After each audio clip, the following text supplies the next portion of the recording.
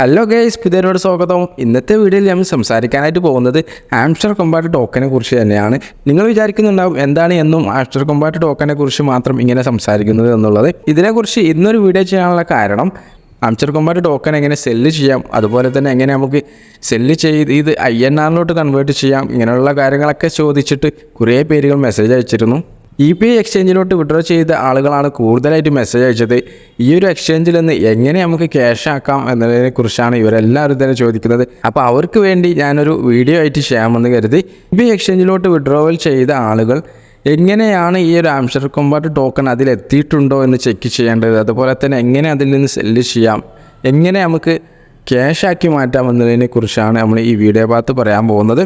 വീഡിയോയിലോട്ട് കിടക്കുന്നതിന് മുന്നേ കഴിഞ്ഞ ദിവസം മൂൺബിക്സ് ടെലിഗ്രാം മിനി ഗെയിമിനെ കുറിച്ച് നമ്മളൊരു വീഡിയോ ചെയ്തിരുന്നു. കാണാത്തവരുണ്ടെങ്കിൽ ഞാൻ ലിങ്ക് കാർഡിൽ കൊടുത്തിട്ടുണ്ട്. അത് ക്ലിക്ക് ചെയ്തിട്ട് നിങ്ങൾ ഫുള്ളായിട്ട് തന്നെ കാണുക. നിങ്ങൾക്ക് ഏറ്റവും സിമ്പിളായിട്ട് അതിൽ നിന്ന് ഗെയിം കളിച്ചിട്ട് പോയിൻറ്റ്സ് ഏൺ ചെയ്യാൻ പറ്റും. ബൈനാൻസ് സപ്പോർട്ട് ചെയ്യുന്ന ഒരു പ്രോജക്റ്റാണ്, അതുകൊണ്ട് തന്നെ നമുക്ക് നല്ല രീതിയിൽ ഇതിൽ നിന്ന് ഏണിങ്സ് ഉണ്ടാക്കാൻ പറ്റും. അതുപോലെ തന്നെ നമുക്ക് നോട്ട് പിക്സൽ എന്ന ഒരു പ്രോജക്റ്റിനെ കുറിച്ച് നമ്മൾ പറഞ്ഞിരുന്നു. ഇതും ടെലിഗ്രാമിൽ വന്ന ഒരു പ്രോജക്റ്റാണ്. നോട്ട് കോയിൻ്റെ കമ്മ്യൂണിറ്റിയിൽപ്പെട്ട ഒരു പ്രോജക്റ്റ് ആയതുകൊണ്ട് തന്നെ നല്ല രീതിയിൽ അതിൽ നിന്ന് നമുക്ക് പ്രോഫിറ്റ് ഏൺ ചെയ്യാൻ പറ്റും. നോട്ട് കോയിൻ്റെ കമ്മ്യൂണിറ്റിയിൽപ്പെട്ട കഴിഞ്ഞ 2 പ്രോജക്റ്റും അത്യാവശ്യം നല്ല രീതിയിൽ തന്നെ ആളുകൾക്ക് പ്രോഫിറ്റ് ലഭിച്ചിട്ടുണ്ട്. ടെലിഗ്രാമിൽ തന്നെ ഏറ്റവും കൂടുതൽ പ്രോഫിറ്റ് തന്ന 2 പ്രോജക്റ്റുകളാണ് ഈ ഒരു കമ്മ്യൂണിറ്റിയിൽപ്പെട്ട പ്രോജക്റ്റുകൾ. അതുകൊണ്ട് തന്നെ അവരുടെ ഒരു 3ാമത്തെ പ്രോജക്റ്റ് ആയതുകൊണ്ട് തന്നെ നല്ല രീതിയിൽ ഇതിൽ നിന്നും നമുക്ക് പ്രോഫിറ്റ് എടുക്കാൻ പറ്റും. ഈ 2 പ്രോജക്റ്റ് നിങ്ങൾ മസ്റ്റായിട്ടും ചെയ്തു വെക്കുക. ഇതിൻ്റെ എല്ലാ ഡീറ്റെയിൽസും നമ്മൾ പോസ്റ്റ് ചെയ്യുന്നത് നമ്മുടെ ടെലിഗ്രാം ഗ്രൂപ്പിലും അതുപോലെ ഡിസ്കഷൻ ഗ്രൂപ്പിലുമാണ്. ഈ 2 ഗ്രൂപ്പിൽ നിങ്ങൾ ജോയിൻ ചെയ്യുക. അതുപോലെ തന്നെ വീഡിയോ ഇഷ്ടപ്പെട്ട് കഴിഞ്ഞാൽ നിങ്ങൾ ലൈക്ക് ചെയ്യാനും മറക്കരുത്. ഇനിയും നമ്മുടെ ചാനൽ സബ്സ്ക്രൈബ് ചെയ്യാത്തവരാണെങ്കിൽ സബ്സ്ക്രൈബ് ചെയ്യുക. അപ്പോൾ നമുക്ക് നമ്മുടെ കണ്ടന്റിലോട്ട് പോകാം. EPI എക്സ്ചേഞ്ച് ഹോട്ട് വാലറ്റുമായിട്ട് കണക്ട് ചെയ്യാനാണ് ഞാൻ വീഡിയോ ചെയ്തിരുന്നത്. അതുപോലെ തന്നെ ഹോട്ട് വാലറ്റിലുള്ള ഈ ഒരു എക്സ്ചേഞ്ചുമായിട്ടുള്ള കാര്യങ്ങളാണ് നമ്മൾ പറയുന്നത്. മറ്റുള്ള എക്സ്ചേഞ്ചിൽ കണക്ട് ചെയ്ത ആളുകളൊക്കെ കുറേ മെസ്സേജ് അയച്ചിരുന്നു. അപ്പോൾ ഞാൻ ഈ ഒരു ഹോട്ട് വാലറ്റുമായിട്ടാണ് കണക്ട് ചെയ്തത്. അതുകൊണ്ടാണ് ഞാൻ ഇതിനെക്കുറിച്ചുള്ള കാര്യങ്ങളൊക്കെ പറയുന്നത്. ഞാൻ ചെയ്യുന്നത് പോലെ തന്നെ നിങ്ങളുടെ വാലറ്റിലും നിങ്ങൾ ചെയ്തു നോക്കുക എന്നുള്ളതാണ്. നിങ്ങളുടെ ഹോട്ട് വാലറ്റ് ഓപ്പൺ ചെയ്ത് കഴിഞ്ഞാൽ ഇവിടെ EPI എക്സ്ചേഞ്ചിൻ്റെ ഒരു ലോഗോ കാണാം. ക്ലിക്ക് ചെയ്ത് കഴിഞ്ഞാൽ നിങ്ങൾക്ക് ഇവിടെ EPI എക്സ്ചേഞ്ച് ഓപ്പൺ ആയിട്ട് വരും. ഇവിടെ നിങ്ങൾക്ക് BTCയുടെ ട്രേഡിംഗ് ചാർട്ടൊക്കെ കാണാൻ പറ്റും. ഇനി നമുക്ക് ആംസ്റ്റർ കൊമ്പാറ്റ് ടോക്കൺ EPI എക്സ്ചേഞ്ചിൽ വന്നു കഴിഞ്ഞാൽ എവിടെയാണ് കാണുന്നത് എന്നുള്ളത് നോക്കാം. ഇവിടെ മുകളിലുള്ള 3 ലൈൻസ് നിങ്ങൾ ക്ലിക്ക് ചെയ്ത് ഓപ്പൺ ചെയ്യുക. ഓപ്പൺ ചെയ്ത് കഴിഞ്ഞാൽ നിങ്ങൾക്ക് ഇവിടെ അക്കൗണ്ട് എന്നുള്ളൊരു ഓപ്ഷൻ വന്നിട്ടുണ്ടാവും. അത് നിങ്ങൾ സെലക്ട് ചെയ്യുക. ഇവിടെ നിങ്ങൾക്ക് ബാലൻസിൽ 0 എന്നാവും കാണിക്കുന്നത്. കുറേ പേരുകൾ നമ്മോട് അതാണ് ചോദിക്കുന്നത്, ബാലൻസിൽ 0 ആണ് കാണിക്കുന്നത് എന്നൊക്കെ. നിങ്ങൾ താഴോട്ട് സ്ക്രോൾ ചെയ്ത് പോയി കഴിഞ്ഞാൽ നിങ്ങളുടെ ആംസ്റ്റർ കൊമ്പാറ്റ് ടോക്കൺ ക്രെഡിറ്റ് ആയത് നിങ്ങൾക്ക് ഇവിടെ കാണാൻ പറ്റും. എനിക്കിവിടെ 880 സംതിങ് ടോക്കണാണ് ഇവിടെ ക്രെഡിറ്റ് ആയിട്ടുള്ളത്. ഇവിടെ സൈസിൽ നമുക്ക് കാണാൻ പറ്റും. അതുപോലെ തന്നെ മാർക്കറ്റ് പ്രൈസ്, അതായത് ഇപ്പോൾ നിലവിൽ ട്രേഡ് ആയിക്കൊണ്ടിരിക്കുന്ന പ്രൈസ് എന്നുള്ളത് $0.0034 ട്രേഡ് ആയിക്കൊണ്ടിരിക്കുന്നത്.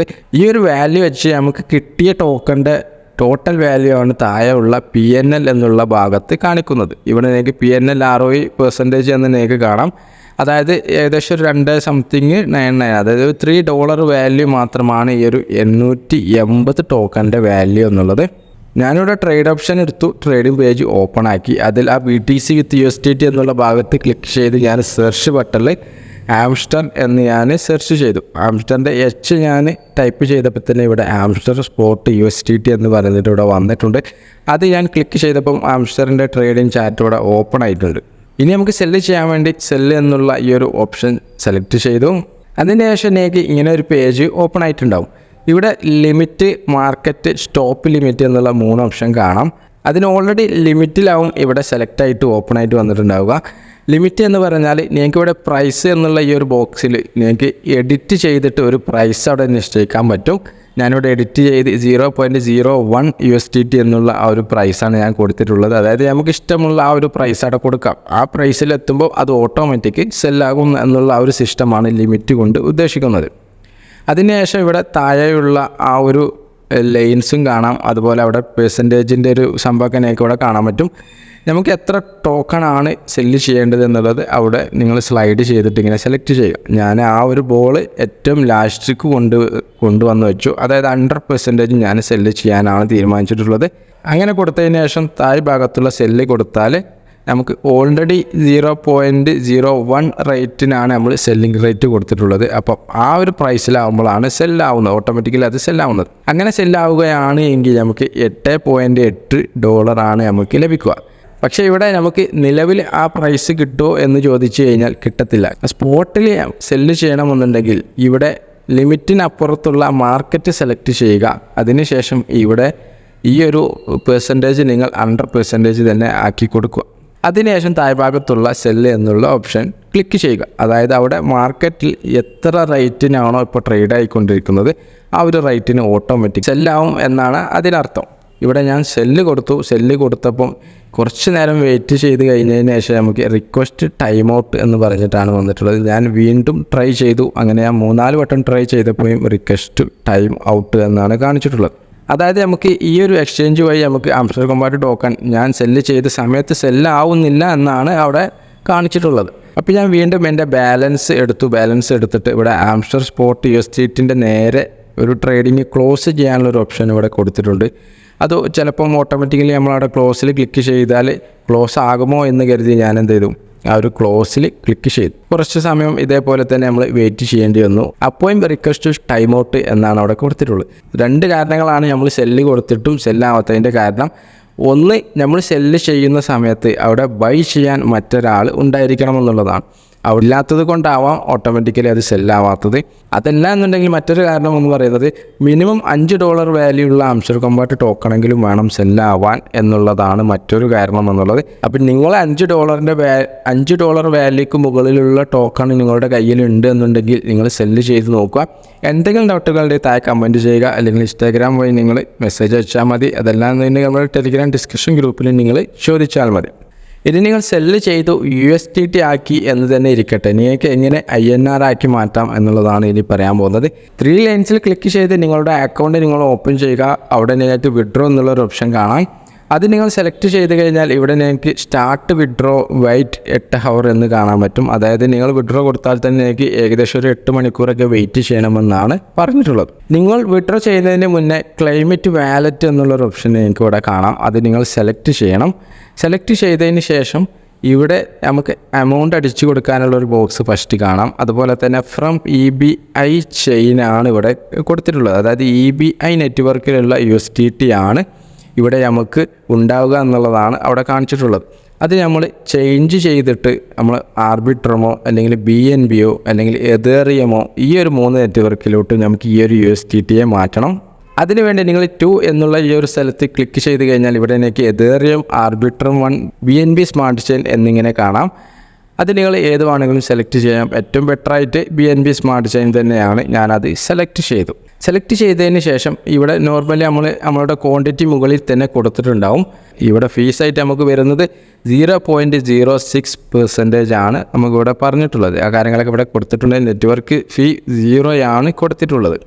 അതുപോലെ തന്നെ യു വിൽ റിസീവ്, അതായത് ഈ ഒരു ഫീസൊക്കെ കഴിഞ്ഞിട്ട് നമുക്ക് എത്ര ഡോളറാണ് ഇവിടെ റിസീവ് ആവുന്നത് എന്നുള്ള കാര്യങ്ങളും അവിടെ യു വിൽ റിസീവ് എന്നുള്ള ഭാഗത്ത് നിങ്ങൾക്ക് കാണാം.